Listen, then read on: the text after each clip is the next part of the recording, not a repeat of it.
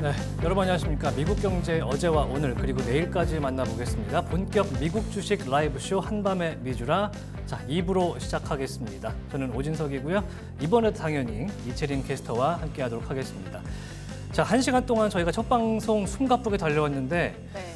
1시간 해보시니까 어떻습니까? 생각보다 시간이 금방 갑니다. 네, 굉장히 미국 증시가 숨가쁘게 돌아가고 있다는 것을 저희가 몸으로 느낄 수가 있고 또 많은 그 댓글들을 보면서 저희가 미국 증시에 관심이 있는 투자자분들이 이렇게 많구나라는 것도 확인하고 있습니다. 그래서 계속해서 2부와 3부, 4부에서도 여러분과 함께 할 수 있도록 공부도 열심히 하도록 하겠습니다. 자, 그러면은 2부 순서 시작하면서 현재 시간 11시 1분 20초 지나고 있거든요. 미국 증시는 이미 30분 전에 개장을 했기 때문에 어떤 상황으로 지금 돌아가고 있는지 핀비즈 히트맵을 통해서 확인을 해 보도록 하겠습니다. 자, 먼저 화면을 좀 띄워 주시면요. 네. 마이크로소프트가 지금 0.31% 빠지는 모습으로 지금 출발하는 모양새고 애플이 시작부터 1% 이상 오르는 모습을 좀 보이고 있네요. 엔비디아 1%, 브로드컴도 1% 이상 지금 반도체주가 전체적으로 빠지는 모습을 보이면서 조금 반도체주에 대한 우려가 좀 생기는 모양새입니다. 그리고 구글과 메타 보합세 보이고 있고 아마존 빠지고 있고 테슬라가 1.34% 지금 오르는 모습을 보이고 있습니다. 이제 테슬라 얘기를 슬슬 해봐야 될 것 같은데 그 전에 현재 미국 증시 3대 지수는 어떤지 한번 확인을 해볼게요.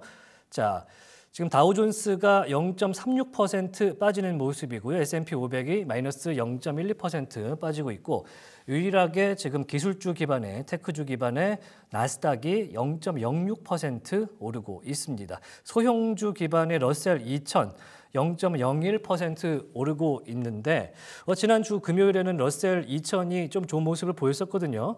오늘은 조금 보합세를 보이면서 정체하는 모습을 보이고 있습니다. 역시 9월 마지막 날이구나 이런 생각이 들고요. 자, 원유 가격을 보겠습니다. 원유 가격 현재 67.83달러, 배럴당 67.83달러로 0.51% 정도 빠진 모습을 보이고 있고요. 북해산 브렌트유도 0.53% 정도 빠진 모습을 보이고 있습니다. 자, 금 가격도 지금 마찬가지로 좀 빠지는 모습을 보이고 있는데요. 0.45% 빠지는 모습을 보이고 있고 최근에 달렸던 은 가격은 1.53% 빠지고 있는데요. 자, 크립토까지 한번 볼까요? 비트코인 63,872달러에서 거래가 되고 있는데 자, 오늘 아침에 6만 5천 선 정도로 제가 기억을 하거든요. 굉장히 변동성이 심한 비트코인이다. 자, 오늘 3.1% 정도 지금 빠지고 있고 이더리움도 1.6% 이상 빠지는 모습을 보이고 있습니다. 자, 그러면 저희가 준비한 오늘 특징주 관련된 이야기로 넘어가 볼 텐데요. 제롬 파월 연준 의장의 발언이 이제 새벽에 있다고 제가 말씀을 이제 일부 오프닝에서 전해드렸었는데 전미실물경제협회 NABE에서 이제 파월 의장이 발언을 하게 되는데 최근에 연준 의장이 파월 의장이 이제 연준이 금리를 왜 그렇게 내렸는지에 대해서 설명을 잘 안 했었어요. 그런데 네. 오늘은 아마도 금리 전망에 대해서 이야기할 걸로 예상이 됩니다. 자, 그런데 이 NABE에서 이 파월 의장의 이제 스피치 이전에 서베이를 하나 했다고 합니다. 어제 나온 서베이인데 32명의 경제학자들한테 이 행사에 앞서서 이제 설문조사를 한 거겠죠. 네. 설문조사 질문이 향후 12개월 동안 미국 경제의 가장 큰 하방 위험이 뭐겠습니까? 이렇게 물어봤더니 응답자의 39%, 40% 가까이가 이제 통화정책의 미스테이크, 정확히 이렇게 표현되어 있었습니다. 모네터리 폴리시 미스테이크가 가장 큰 문제일 것이다. 파월 의장 이제 모시고 연설할 건데 통화정책 망하면 12개월 동안 앞으로 미국 경제가 큰 위험에 닥칠 수 있다. 이런 그런 서베이를 내놨고요. 응답자의 23%가 이제 11월에 있는 미국 대선 결과에 따라서 하방 압력이 있을 수 있다. 이런 이야기를 내놨고요. 똑같은 23%의 비중으로 현재 이제 중동에서 이스라엘을 중심으로 해서 예멘, 레바논, 이렇게 팔레스타인까지 해서 중동에서의 충돌이 격화되지 않습니까? 네. 그런데 그 와중에 사실은 우크라이나와 러시아도 이제 전쟁을 계속하고 있고 그래서 양쪽에서 두 가지의 전쟁이 벌어지는데 이런 충돌들이 격화될 경우에 미국 경제에도 큰 하방 리스크가 될 것이다. 이렇게 이야기를 해주고 있습니다. 그래서 로이터 통신에서 이런 설명을 좀 내놨습니다. 경제학자들이 물가 안정과 실업률 감소에 따른 통화정책 완화에 크게 관심을 가지고 있다. 이런 이야기를 로이터에서 내놓는데 또 재밌는 서베이가 있었어요. 이 32명의 이코노미스트 중에 65%가 앞서서 FOMC에서 나왔던 연준의 이 금리 50bp 인하가 적절했다. 적절했다. right 타이밍이다. 이렇게 설명을 했고 30%만 이제 금리 수준은 타당하다. 그러니까 50bp란 게 30% 응답자만 적절했어요. 라고 대답을 했고 또 나머지 30%는 사실은 4.75보다 더 낮아야 돼요. 라고 이렇게 응답을 했고 30%의 나머지 응답자는 오히려 금리를 올려야 된다라는 식으로 대답을 한 걸로 나와서 상당히 지금 의견들이 엇갈리는 전미실물경제협회의 서베이였다. 그래서 조금 혼조적인 모습을 보이는 와중에 제롬 파월 연준 의장이 오는 새벽 조금 있다가죠. 새벽 2시 55분에 3시가 다 돼서 발언을 내놓을 걸로 예상이 된다. 그래서 조금 관심 있으신 분들은 지켜보시는 것도 상당히 좋을 것 같다. 이런 생각이 드는 그런 오늘 새벽이 되겠습니다. 자, 다음 장표를 한번 넘어가 볼 텐데요. 앞서서 저희가 애플 이야기를 조금 하려다가 말았는데 아까 이제 이채린 캐스터가 얘기했던 것은 이제 챗 GPT를 만든 오픈 AI에 대한 이제 투자를 애플이 안 할 것 같다. 네. 이런 내용이었잖아요. 네. 그런데 이번에는 조금 다른 얘기입니다. 지금 애플 관련해서 애플이 지금 1.4% 정도 실시간으로 상승을 하고 있는 와중인데 여러분들 아시죠? 비전 프로 굉장히 비쌉니다. 한 대 600만 원짜리입니다. 화면에 있는 이 비전 프로 고글 글래스가 이제 비전 프로 2가 나온다고 하는데 내년에 출시가 될 걸로 전망된다. 그래서 홍콩에서 활동하는 타이완의 권밍치 애널리스트가 새로운 비전 프로를 현재 애플이 개발 중이고 내년 상반기에 양산에 돌입할 것이다. 이런 설명이 나왔습니다. 그래서 현재 기존 M2 칩이죠. 애플이 자랑하는 M 칩의 두 번째 버전 M2 칩을 현재 비전 프로 1이 사용을 하고 있는데 M5 이름만 들어도 굉장히 빠를 것 같은 그런 칩이죠. M5 칩을 탑재해서 업그레이드 할 것이다. 라는 얘기를 권밍치 애널리스트가 내놓습니다.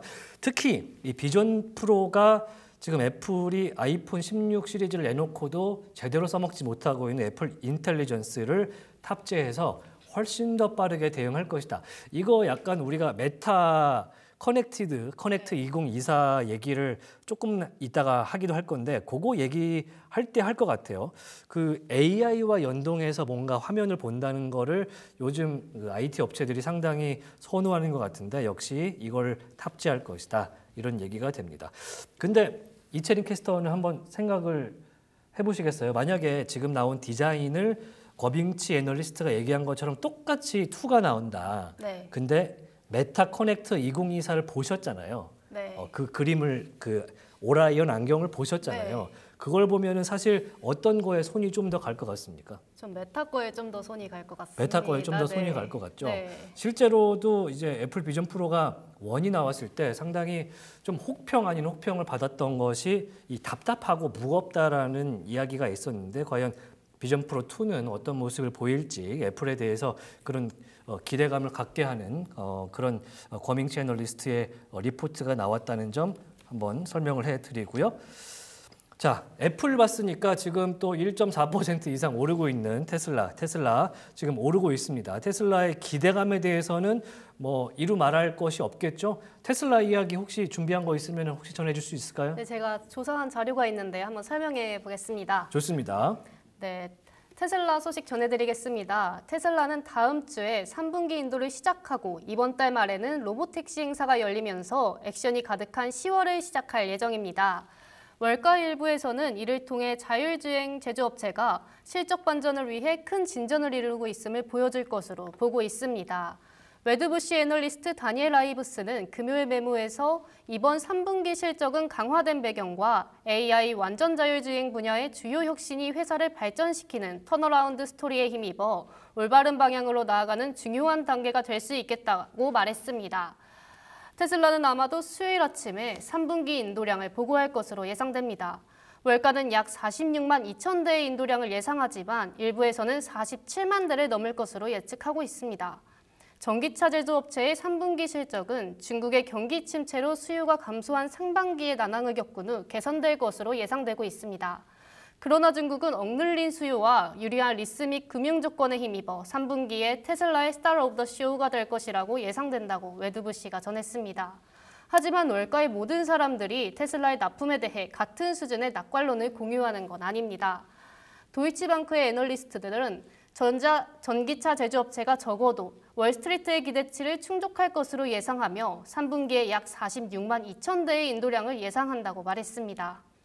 또한 분석가들은 테슬라의 올해 남은 기간 마진이 평평하거나 하락할 수 있다고 믿고 있습니다. 미국과 유럽의 인도량은 수입 관세와 사이버 트럭 판매 증가로 인해 감소할 것이라고 말했습니다. 분기를 내다보면 테슬라가 10월 10일에 개최하는 로보택시 행사가 투자자들의 관심을 모을 것으로 예상되는데요. 많은 이들이 테슬라의 완전 자율주행 기술과 인공지능 및 미래 계획에 대한 최신 소식을 궁금해하고 있습니다. 이 행사에 참석하는 웨드부시 아이브스는 테슬라 성장 스토리의 다음 단계는 내년에 테슬라 생태계에서 펼쳐질 자율주행, 로보택시, 인공지능에 관한 것이라고 말했습니다. 도이치방크는 이 행사를 잠재적인 주가 상승의 촉매제로 꼽으며 이에 동의하는 것으로 보였고 테슬라가 최신 완전 자율주행 기능을 선보이고 로보택시 계획에 대한 업데이트를 제공할 것으로 예상한다고 말했습니다. 웨드부시와 도이치방크는 모두 테슬라 주식에 대한 매수 등급을 유지했으며 각각 목표 가격을 $300와 $295로 책정했습니다.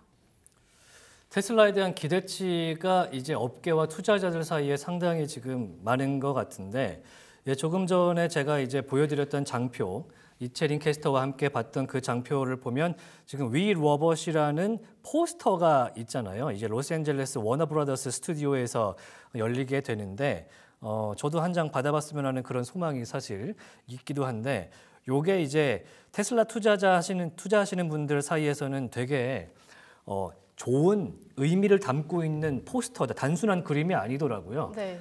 보이실지 모르겠습니다만 한번 장표를 한번 보여주시겠습니까?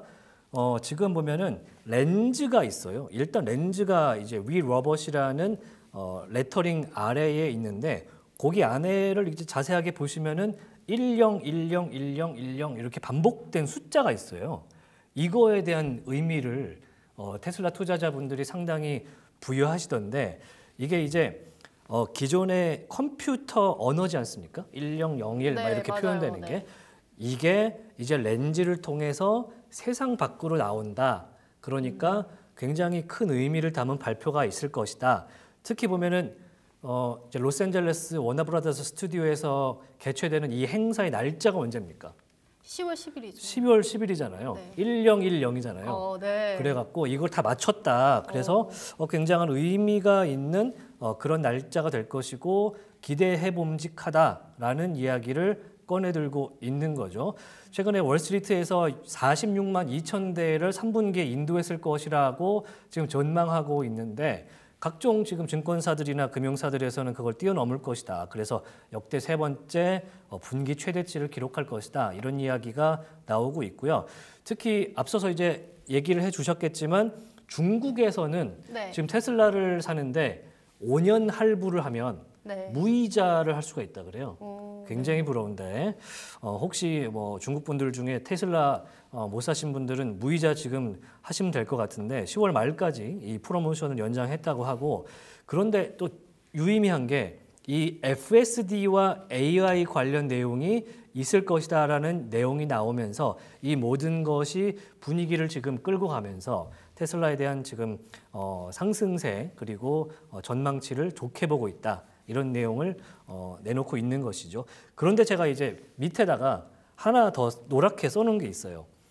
9월 주가가 21.6%나 지금 테슬라가 상승을 했단 말이죠. 그리고 9월 말이에요. 그리고 테슬라가 10월 초에 이것저것 발표를 한다. 이렇게 나온 상황에서 변동성이 널뛰게 할 것이다. 테슬라 종특이죠. 네. 테슬라는 뭐 2%, 3% 올랐다 그래서 많이 뛰었구나 이렇게 얘기하지 못하고 막 7%, 8% 어떤 날은 12% 이렇게 빠지거나 오르는데 그런 변동성 장세에 함부로 뛰어드는 것은 지금 굉장히 위험하다. 테슬라에 대해서는 이제 풋콜 이렇게 옵션 거래하시는 분들이 상당히 붙어 있기 때문에 이런 장세는 좀 주의하셔라. 라고 모트리플에서 지금 여러분들한테 지금 안내를 하는 그런 보고서와 리포트를 내고 있는 상황입니다.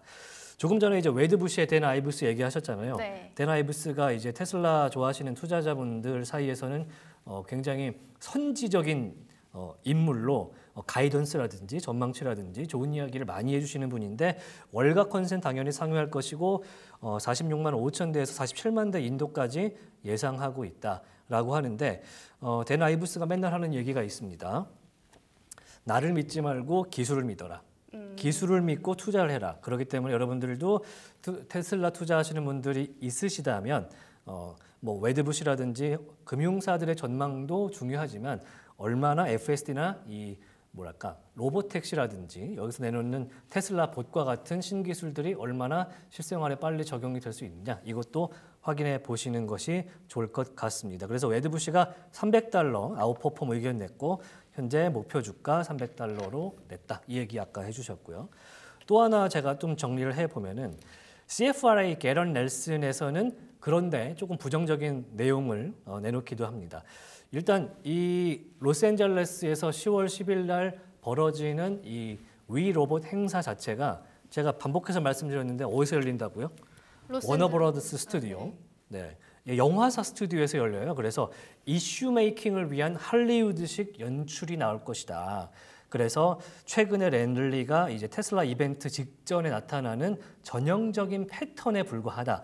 지난번에 사이버트럭 뭐 행사나 뭐 출시 행사나 예전에 그 전에도 여러 가지 테슬라 행사들이 있었을 때 좀 요란하긴 했는데 끝나고 나니까 좀 남는 게 없더라 이런 평가들이 좀 있었거든요. 그래서 CFRA에서는 전형적인 테슬라식 연출 패턴이다 이렇게 이야기를 하고 현재 시장 기대치를 테슬라가 뛰어넘기에는 어려울 것이다. 그래서 아무리 좋은 얘기가 나와도 기대치를 뛰어넘는 그런 반전이 업사이드로 있기는 좀 힘들 것 같다.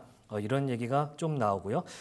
자, UBS 얘기도 해드리겠습니다. UBS의 조셉 스파크는 매도 등급을 좀 내놨는데 이 이야기가 위에서 CFRA가 내놨던 그런 이야기랑 일맥상통합니다. 현재 갖고 있는 테슬라의 그런 이니셔티브 자체가 조금 과장되어 있다. 그래서 기대감을 뛰어넘는 실적이 나오기는 어렵다라면서 UBS에서는 매도 등급을 지금 내놓은 상태이기 때문에 어떤 곳에서는 $300까지 매수해라 라는 거를 콜을 하고 있고 어떤 데서는 매도를 해야 되고 목표 주가는 $197다.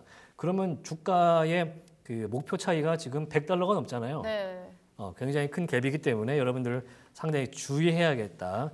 그래서 오늘 장세에서도 9월 30일 날, 10월 2일 날 이제 3분기 인도 대수 발표를 앞두고 어떻게 좀 될지 확인을 좀 해봐야 될 것 같습니다.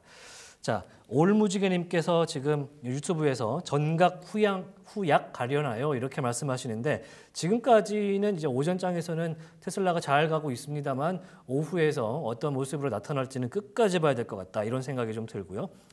자, 번스타인과 골드만삭스에서는 좀 기술적인 얘기를 좀 내놓는데 얘기를 들어볼게요. 번스타인과 골드만삭스에서 FSD가 자율주행 전쟁에서 승리할 것인가? 로보택시라든지 이런 FSD 관련해서 자율주행에서 테슬라가 다른 업체들과 대비해서 훨씬 우위에 있는가? 라고 했을 때 센서와 관련된 이슈가 있다는 거예요. 자, 테슬라는 이제 자율주행을 할 때 어떠한 센서를 쓰지 않습니다. 지금 테슬라에 장착되어 있는 10개가 넘는 카메라를 통해서 비전 센서라는 걸 통해서 FSD를 가동을 하고 있거든요. 그러니까 사람 눈처럼 그냥 카메라로 보는 걸 통해서 그 정보를 취합을 해서 자율주행을 하는 시스템을 구현하고 있다는 거예요.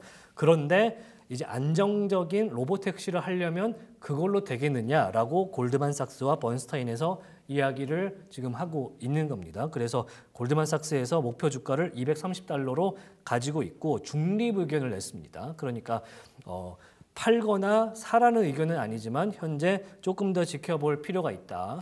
그런 이야기가 필요한 그런 상황이다. 그리고 유명한 분이죠. 모건 스탠리의 애덤 조나스는 비중 확대, 오버웨이트를 좀 얘기를 했었는데 목표 주가는 오히려 댄 아이브스보다 높게 잡았습니다. 네. 310달러까지 보고 있다. 모건 스탠리에서 애덤 조나스 애널리스트가 목표 주가 310달러 이야기 내놨다는 점도 한번 확인해 보는 그런 오전장이 되겠습니다.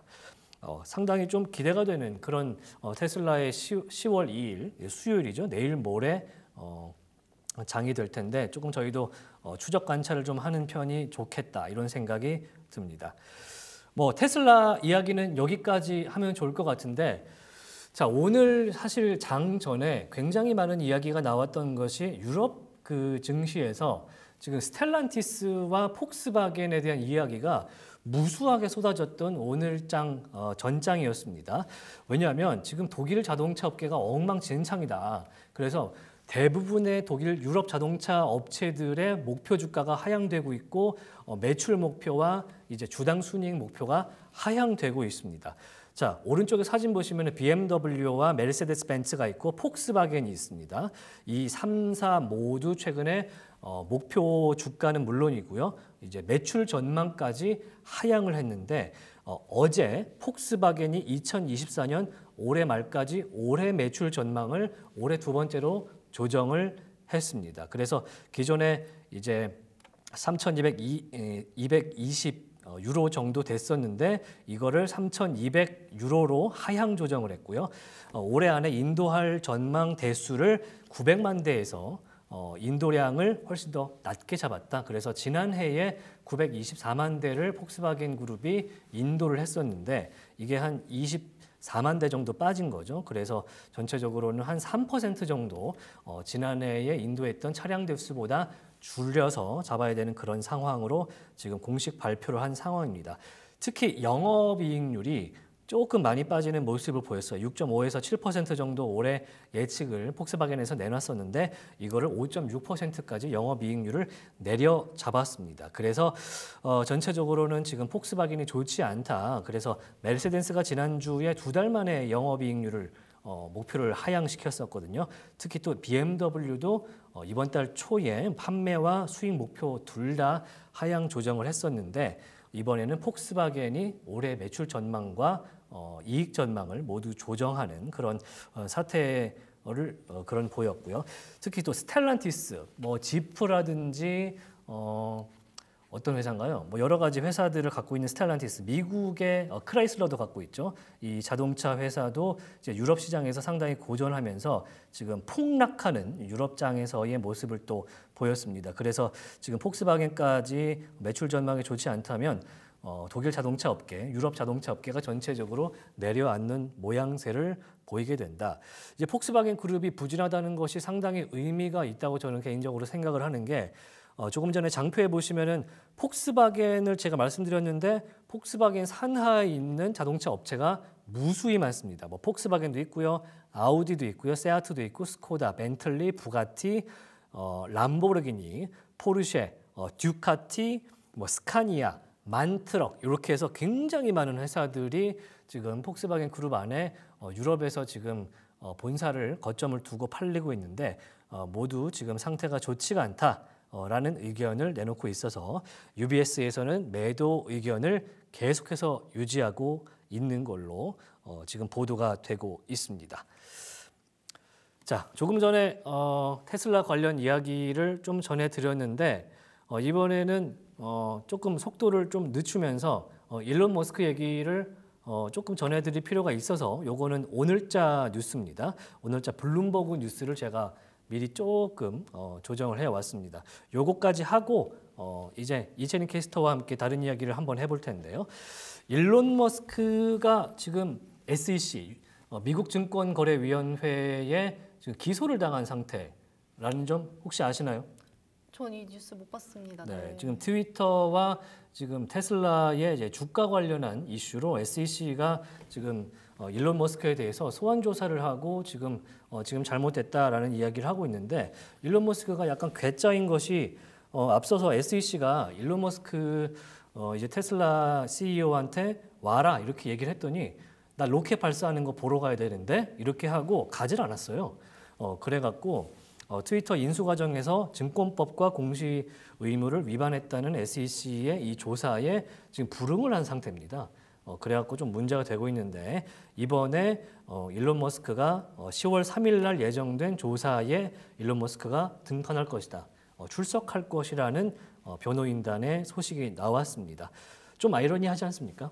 네. 테슬라의 3분기 인도 대수가 이제 수치가 나오는 것이 10월 2일이고요. 일론 머스크가 SEC에 조사를 위해서 출석하는 날짜가 10월 3일인데 변호인 측이 사실은 일론 머스크를 통제할 수 없다라고 이제 언론사 인터뷰에서 밝힐 정도로 좀 자기 멋대로 움직이는 측면이 좀 있어요. 그래서 좀 걱정되긴 하지만 일론 머스크가 테슬라라든지 스페이스X 여러 가지 기업들을 운영하고 있는 측면에서 이런 리스크들을 좀 줄여야 하기 때문에 좀 순리대로 돌아갔으면 하는 바람인데 혹시 트위터와 관련된 SEC의 조사가 어떤 내용인지 궁금하시다면 좀 보여드리면 2년 전이죠. 트위터를 인수해갖고 X.com이라는 이름을 바꿨잖아요. 지금 X.com인데 지분을 9.2%를 인수했어라고 공개를 하는데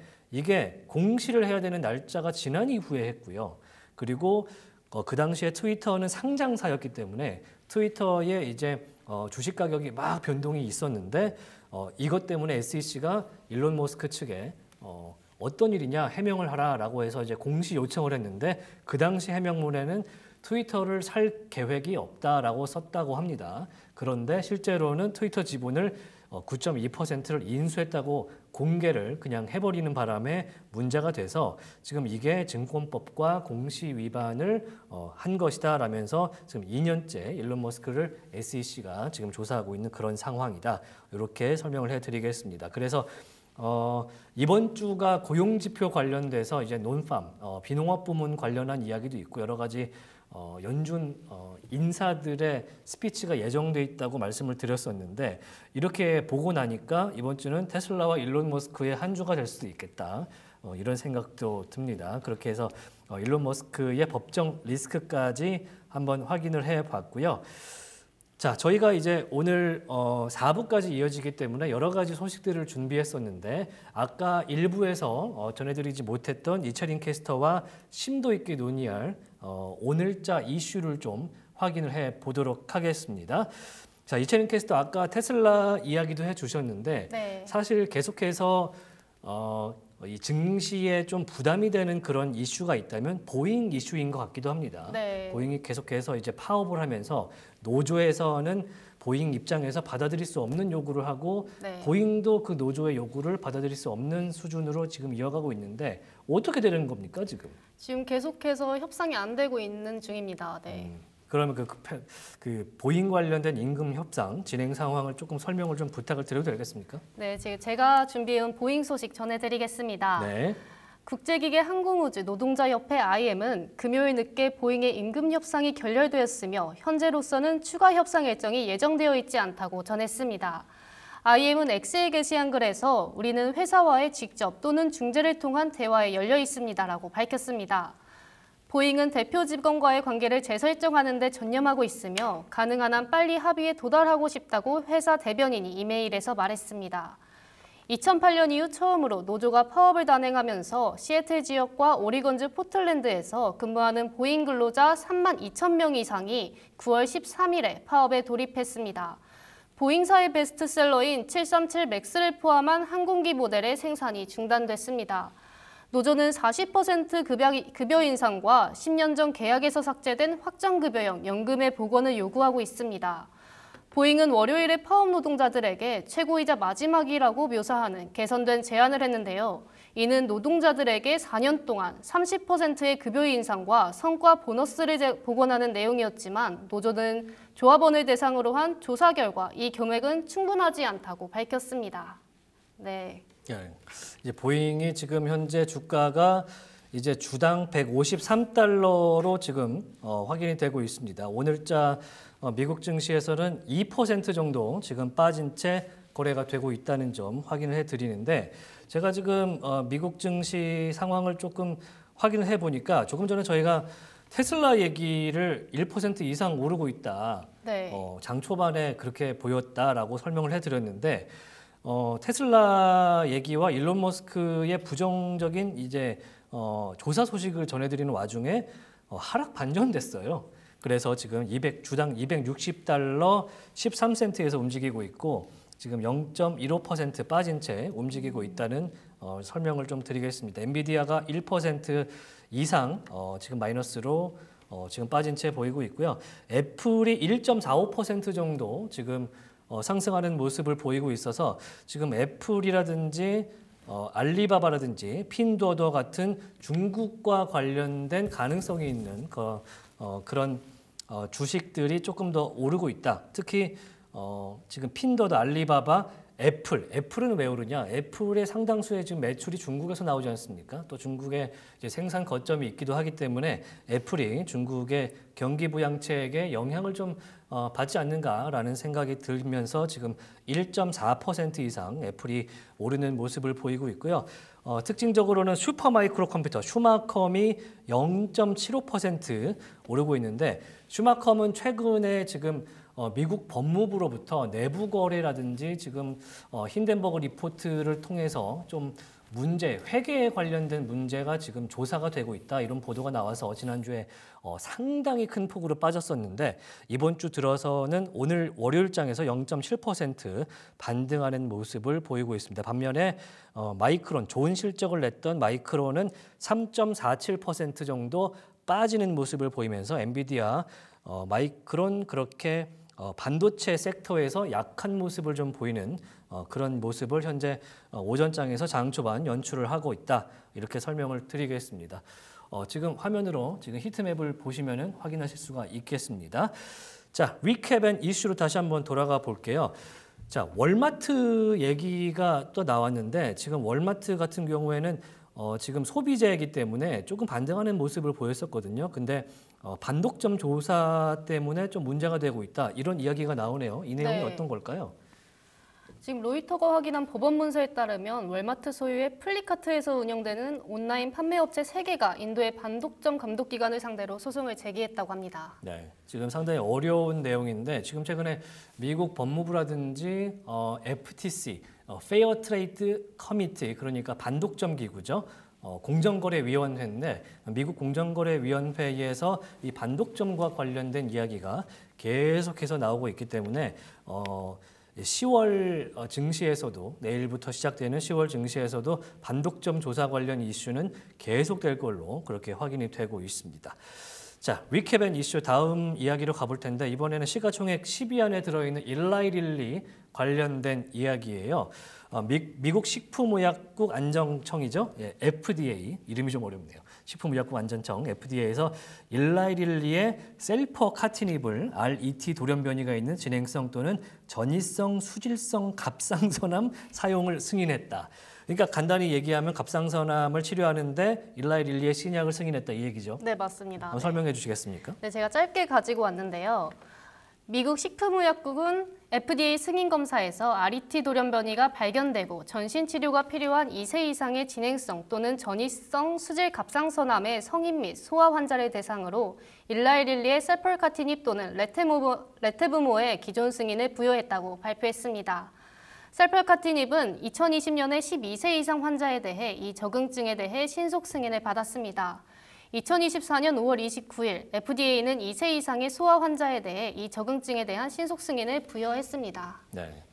아무튼간에 최근에 이제 일라이 릴리라든지 노보 노디스크 같은 여러 가지 신약 업체들이 상당히 새로운 질병에 대해서 빠르게 적용할 수 있는 여러 가지 그런 약제들을 지금 개발하고 FDA가 신속하게 승인하면서 좀 희망 섞인 그런 이야기가 나오고 있는데 지난주에는 조현병 치료제에 대한 승인이 FDA에서 나왔다 이런 얘기가 나오면서 전체적으로 제약 바이오주 섹터가 올랐던 그런 모습을 또 보였었는데 JP 모건의 노보 노디스크에 대한 이제 위고비죠. 네. 이제 당뇨병 비만 치료제에 대한 이제 매출 전망을 하향하면서 약간 혼조적인 모습을 보였던 지난주이기도 했습니다. 자, 6번은 여러분들이 다들 많이들 아실 것 같은데 다음 소식은 이제 중국이라든지 엔비디아, 이제 반도체 섹터에 대한 이야기, 오늘까지 지금까지 영향을 좀 미치고 있는 그런 소식인 것 같습니다.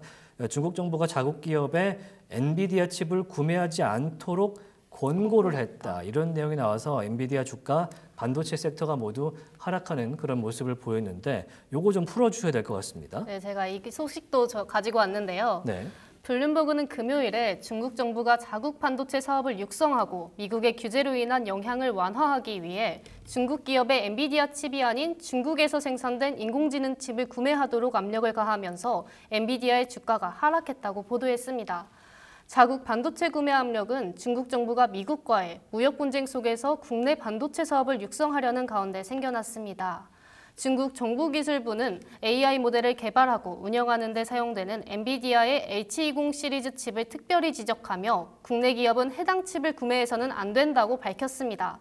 하지만 중국 기업이 엔비디아 칩을 구매하는 것을 전면적으로 금지하는 것이 아니라 중국 규제 당국이 해당 당국의 AI 스타트업을 제한하고 미국과의 긴장이 고조되는 것을 피하고자 하는 데 따른 지침이라고 소식통은 전했습니다. 중국의 마이크로칩과 반도체 구매에 대한 관심이 다시 높아지는 것은 이 기술을 둘러싼 미국과의 긴장이 고조되는 가운데 나왔습니다. 조 바이든 미국 대통령의 행정부는 이 기술이 중국의 군사력을 더욱 발전시키는 데 사용될 것이라는 우려를 인용해 중국에 대한 마이크로칩과 프로세서에 대한 수출 통제를 시행했습니다. 중국은 과거에 엔비디아의 연간 매출의 25%를 차지했습니다. 최근 몇 달 동안 이 칩 제조업체 엔비디아는 미국 수출 통제를 위반하지 않고도 중국 기업의 고급 마이크로칩을 계속 판매할 방법을 찾았습니다. 기본적으로는 엔비디아는 인기 있는 H100 마이크로칩을 기반으로 하지만 컴퓨팅 성능이 50% 낮은 칩을 중국에 판매하고 있습니다. 네, 지금 엔비디아 칩이 지금 사실은 이제 2022년 바이든 정부가 이 중국의 AI 개발에 사용될 수 있는 이 칩셋, 그러니까 기존의 H100이었는데 당신의 최신 프로세서였죠. 이 H100을 수출하지 않도록 바이든 정부가 제재를 하면서 사실은 중국 기업들한테 팔던 엔비디아의 매출이 좀 꺾이는 그런 전망, 그런 결과를 낳기도 했었는데요. 현재는 이제 엔비디아에서 중국에 수출하는 버전은 A20, H20이죠. 현재 최신으로 팔리고 있는 버전의 약간 열화 버전이다? 뭐 이렇게 설명을 해드릴 수가 있는데 그런데 그것마저 중국 정부에서는 엔비디아 칩이나 미국 칩을 쓰지 말고 그러면 이제 중국 칩을 좀 쓰지 않겠니? 중국에서도 여러 가지 칩이 개발되고 있다. 이런 것들을 얘기하면서 또 권고지 이게 또 네. 강제는 또 아니더라고요. 네, 맞아요. 강제를 하면 또 문제가 생길 수 있다라는 얘기가 나오면서 엔비디아 주가가 이제 어찌됐든 중국에 팔던 H20을 덜 팔게 될 테니까 네. 이런 이유에서 조금 매출 전망에 대한 우려가 생기고 있다 이렇게 생각이 되고요. 관련해서 오늘 중국 증시에서는 중국 선전 증시라든지 이제 홍콩 증시라든지 전체적으로 이제 중국 대륙에 있는 반도체 기업들, AI 관련 기업들이 상한가를 기록하는 그런 모습을 보였습니다. 그만큼 이제 엔비디아의 이 수요가 중국 업체로 이제 트랜지션이 되면은 중국의 반도체 기업들이 살아날 것이다 이런 기대감이 들면서 중국 증시에서는 중국 반도체 업체가 상한가를 기록하는 그런 모습도 보였다 이런 말씀을 드리도록 하겠습니다. 자, 다음 이야기로 가볼 텐데요. 코스트코 얘기를 해볼게요. 코스트코가 지금 한번 확인해 보면요. 코스트코가 지금 증시에서는 자 보겠습니다. 코스트코 홀세일 코퍼레이션이죠. 현재 1.1% 이상 오르면서 895달러에서 거래가 되고 있는 모습인데요. 코스트코가 지난주 말쯤에 이제 실적을 발표하면서 사실 그날 실적 발표한 이후에 당일은 좋지가 않았어요. 빨간불을 켜면서 네. 코스트코 내가 자주 가는 곳인데 상태가 좋지 않은 그런 주식 상황을 보여줬었는데 코스트코 지금 보시면은 지금 보여주시네요. 월마트, 코스트코 지금 파란불 둘 다 켜고 있는데 지금 오르고 있죠. 그래서 BMO 얘기를 가져오셨는데 아웃퍼폼 등급을 유지했다고요? 네. 네, 이 얘기도 해주시죠. 금요일에 BMO 캐피탈은 코스트코 홀세일에 대한 전망을 조정해 주가 목표를 950달러에서 980달러로 상향 조정했습니다. BMO는 이 소매업체에 대한 아웃퍼폼 등급을 유지했습니다. 주가 목표 조정은 예상보다 나은 매출 총이익률과 비교 가능한 매출을 포함해 강력한 실적 지표를 보인 코스트코의 2024년 4분기에 보고한 실적에 따른 것입니다. 코스트코의 최근 수익 보고서는 글로벌 고객 트래픽이 6% 증가했으며 2년 스택 기준으로 11%에서 12%가 크게 증가했다고 강조했습니다. 강력한 성과 지표는 2024년 회계연도에 주당 순이익이 평균 이상으로 성장하는 데 도움이 됩니다. 이러한 성장에도 불구하고 BMO 캐피탈은 코스트코의 시장 자금을 점진적으로 재투자하는 패턴을 고려하여 향후 몇 년 동안 EPS 성장률이 더 보수적일 것으로 예상합니다. BMO 캐피탈의 분석에서 코스트코의 전자상 거래 모멘텀도 주목할 만한 점이 있었는데요. 이 소매업체 디지털 공간에서의 지속적인 확장은 비즈니스 모델의 긍정적인 원동력으로 여겨집니다. BMO 캐피탈의 분석가는 회사의 4분기 재무 상태가 회사의 예측을 뛰어넘는 견고한 기반 재물을 강조했습니다. 이 성명은 총 마진과 비교 가능한 매출의 강점을 강조했고 긍정적인 전망에 기여했습니다. 새로운 목표 가격인 $980로 설정됨에 따라 BMO 캐피탈의 입장은 코스트코의 지속적인 성장 궤적과 시장에서 강력한 입지를 유지할 수 있는 능력에 대한 확신을 반영했습니다. 다른 최근 뉴스에서 코스트코의 홀세일 4분기 실적에서 엇갈린 결과를 보고했는데요. 주당 순이익은 $5.29로 골드만삭스와 합의 추정치를 모두 넘어섰지만 매출 목표인 $797억 약간 미치지 못했습니다. 약간 미달했지만 매장 동일 매출은 6.9% 증가해 예상된 6.4%를 넘어섰습니다. 미국 항구에서의 파업 가능성으로 인한 잠재적 혼란에 대응해 코스트코의 CEO인 론 바클리스는 광범위한 비상 계획을 설명했습니다. 회사의 최근 실적은 분석 회사들의 다양한 반응을 이끌어냈습니다. 베어드는 코스트코에 대한 아웃퍼폼 등급을 유지하고 목표 가격을 $975로 책정해 회사의 강력한 비교 가능 매출 모멘텀과 건강한 회원 핵심 성과 지표를 강조했습니다. 그러나 로스 MKM과 다 데이비슨과 시티는 뉴트럴 입장을 유지했습니다. 트러스트 세큐리티와 레벤 애틀레틱은 가치 평가에 대한 우려를 표명하며 회사 주식에 대한 중립적인 입장을 낮추거나 유지했습니다. 골드만삭스는 낙관적인 입장을 유지하며 바이 등급을 유지하고 목표 가격을 $995로 올렸습니다. 네. 현재 이제 코스트코 지금 실시간 지금 미국 증시 상황 보고 있는데 사실은 $910까지 주당 가격이 올라갔었는데요. 지금 조금 낙폭을 만들면서 현재 $894에서 거래가 되는 모습을 보이고 있습니다. 오늘 $900 이상까지 올라갔던 코스트코 조금 떨어지면서 $894에서 지금 거래가 되고 있는 모습인데 코스트코 관련해서 조금 더 어떤 실적이 나왔었는지 조금 확인을 해 보겠습니다. 조금 더 자세하게 보면요. 제가 준비한 장표를 좀 보면요. 지난주에 이제 코스트코 실적이 나왔었는데 이게 조금 숫자상으로는 어색할 수가 있습니다. 회계연도 기준 24년 4분기 실적으로 코스트코가 발표가 된 거고요. 말씀드린 대로 매출 예상은 하회했고요. 시장 예상보다 하회했고요.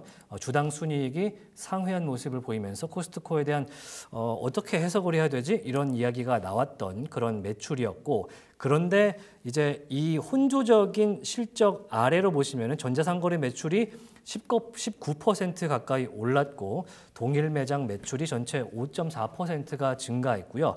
특히 미국 지역에서 5% 이상, 기타 해외에서 6% 가까이 오르면서 상당히 코스트코 실적은 그래도 좋아지고 있는 게 맞다라고 판단한 것이 지금 시장에서 보고 있는 걸로 보입니다. 그래서 현재 $894.79에서 움직이고 있는 모습, $1 이상 전장보다 오른 모습을 보이고 있고 로이터에서 평가한 게 바로 이겁니다. 소비자 지출이 신중한 데다가 이제 코스트코 같은 경우는 주유소를 갖고 있는데 미국에 가면 코스트코 주유소가 있거든요. 휘발유 가격이 최근에 좀 낮아지면서 4분기 매출에 대한 시장 예상치에 미치지 못했다라고 간략하게 평가를 합니다. 특히 식료품이라든지 주방 필수품 같은 수요가 늘고 있는데 코스트코는 가보시면 아시겠지만 좀 물건들이 큼직큼직하고 맞아요. 비싼 게 많고 거대하고 미국 코스트코에서는 골드바까지 팔리고 있거든요. 그래서 비싼 물건들에 대한 소비자 지출이 조금 변동이 심한 상황이다. 그렇게 얘기를 하고요. 그래서 CFO 게리 밀러 칩 CFO가 소비자들은 돈 쓰는 방식을 매우 신중하게 선택하고 있다는 징후가 분명하게 나타나고 있다. 그래서 본인들이 생각해도 지금 자신들이 실적을 유지하고 매출 전망을 호조로 가져가는 데는 경기가 호조가 되어야 한다는 전제를 깔고 있는 걸로 지금 보입니다. 그래서 아까 이제 이채린 캐스터가 설명을 해주셨는데요. BMO가 목표 주가 980달러로 상향했다고 했고 오펜하이머는 950달러를 종전과 같이 유지를 했습니다. 여전히 아웃퍼폼 매수 의견이고요. 뱅크 오브 아메리카에서 972달러로 매수 등급을 유지하는 상황입니다. 그러니까 오펜하이머 같은 경우는 어닝 이후에 지금 주가가 조금 빠졌던 것은 사실은 투자 기회로 봐야 된다. 라면서 이제 오펜하이머의 이제 파리흐 애널리스트가 투자 기회로 삼아라 이런 설명을 해주고 있고요. BMO 캘리바니아 애널리스트는 전자상거래 부문 모멘텀이 굉장히 강력하다. 네. 아시겠지만 코스트코가 언제부터인지 모르겠지만 전 잘 모르겠지만 온라인 쇼핑이 가능하더라고요. 네, 그래서 네. 코스트코를 온라인에서 이제 쿠팡에서 물건 사듯이 주문하시는 분들을 심심치 않게 볼 수가 있는데 이 전자상거래 부문의 모멘텀이 상당히 강력하기 때문에 코스트코의 이제 매출을 상당히 전망을 좋게 보고 있다. 그래서 980달러까지 BMO 캐피탈이 보고 있는 모습. 다만 최근에 그 코스트코의 투자가 좀 확대되고 있는 모습이기 때문에 EPS는 좀 줄 수 있다. 이런 얘기를 BMO 측에서는 내놓고 있습니다. 이렇게 해서 코스트코 이야기까지 들어봤고요. 자, 시간 현재 23시 46분 50초 지나고 있는데 이제 슬슬 정리를 해야 될 것 같습니다. 저희가 테슬라 얘기를 2부에서는 주로 해드렸었는데 좀 혼조적인 모습을 보이면서 현재 테슬라 주가가 이제 장 초반과는 좀 다르게 이제 반전되는 모습을 보였었어요. 좀 확인을 해보겠습니다. 자, 테슬라 주가 1.1% 마이너스로 돌아섰고요. 엔비디아가 1.2% 역시 마이너스되는 모습을 보였네요.